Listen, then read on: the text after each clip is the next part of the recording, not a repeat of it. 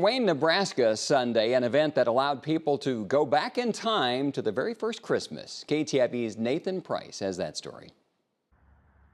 A common decoration in many homes around Christmas time is a nativity scene depicting a biblical account of the birth of Jesus.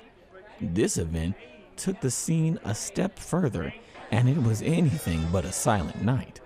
People came from all around to see a baby wrapped in swaddling clothes, thanks to the living nativity scene put on at Dreamer's Place Ranch in Wayne, Nebraska. Father Jim Cramper, a retired priest from the Omaha Archdiocese, put on the event featuring shepherds, wise men, and a couple of proud parents to bring to life a story of hope for the community.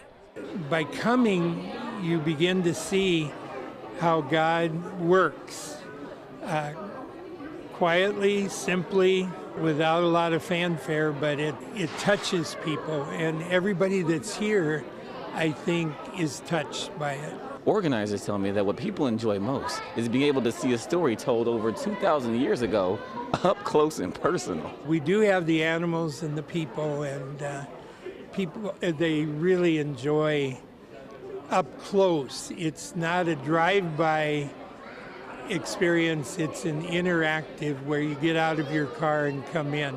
Laura Nelson, CEO of Dreamer's Place Ranch, said they were happy to host the event as it helps to fulfill their mission.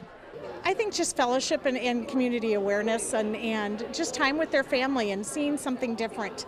And as Dreamers normally does, is we're all about community as well as fellowship and interacting with each other.